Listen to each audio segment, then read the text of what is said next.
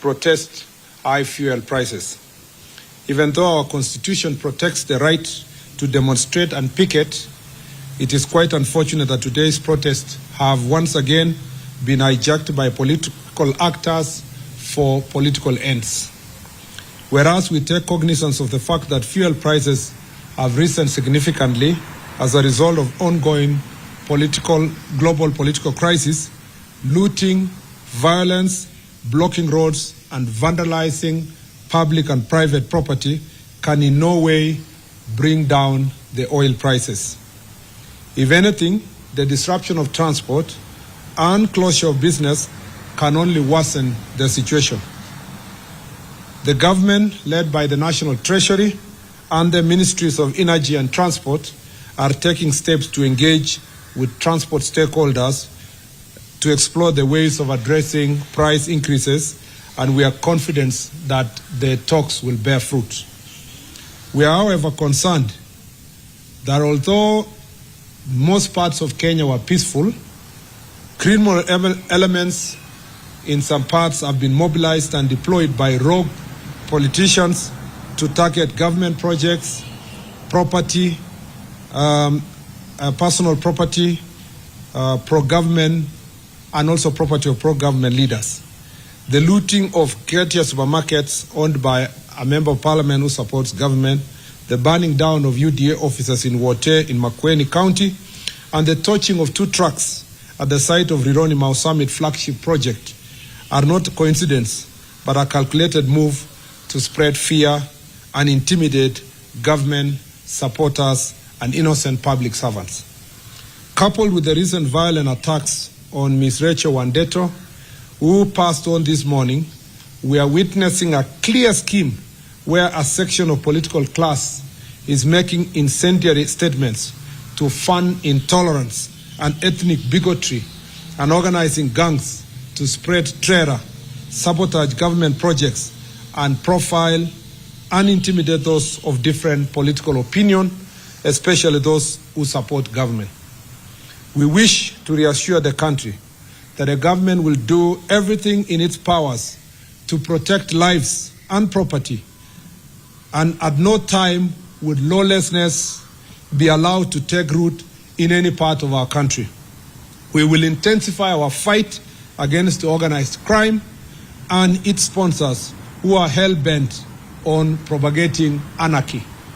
The full force of law will be brought to bear on the organizers of today's violence and wanton destruction of property. In fact, it is about 348 of them have already, perpetrators have already been arrested. It is quite unfortunate also that 4 Kenyans in today's violence, which also saw more than 30 people, it's unfortunate that we lost 4 Kenyans in today's violence, which also saw more than 30 people injured. It is very regrettable that there are politicians in this country who measure the success of opposition to the government by the number of innocent lives lost in the demonstrations they organize. This is the lowest form of politics and the most wicked manifestations of self-interest. To the leaders who have been profiling Kenyans of different political opinion and calling them traitors, we shall hold you personally responsible for the lives lost and property destroyed as a result of your statements. You will be answerable now and in the future. I commend Kenyans who went about their business in peace, and actually, largely in most parts of the country, Kenyans went about their business in peace, but also there are some public transport owners who protested in peace by just keeping off the transport system without really interrupting other people's lives. And we regret, in some cases, disruption of transport and businesses that have been looted, including a supermarket in Naivasha, which, as by the time we were coming here, was still facing invasion by goons.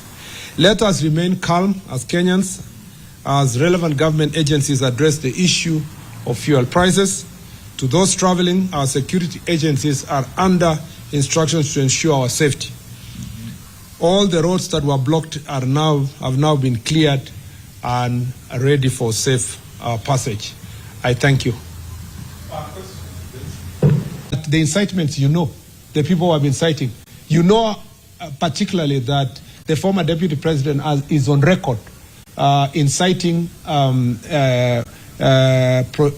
people who have a different opinion and telling people in his backyard that anybody who is having an alternative political opinion supporting President Ruto is a traitor, and the traitors must be punished. So the understanding of his supporters perhaps is that you must attack physically traitors, and he will be held personally responsible. And all other politicians who are engaging in these acts of violence will personally be held responsible. I see sometimes some of these politicians speaking about ICC, or take this one ICC and so forth. I don't know if they know that they are making their bed now and they will lie in it. So it is important for every one of us to become aware of the act of their own acts, and we will take the necessary legal steps to bring all of them to face the law.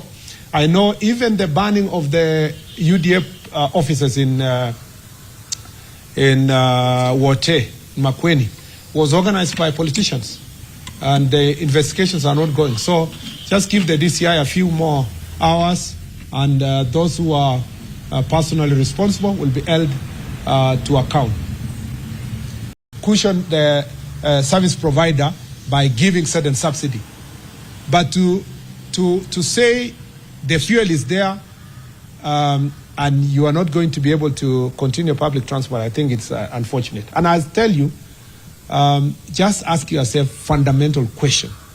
There is a reason why 5 years ago, under the leadership of President Uhuru Kenyatta, the public transport owners do not go on strike, and they decided in this particular time, at this particular time in the administration of President William Ruto, they went on strike.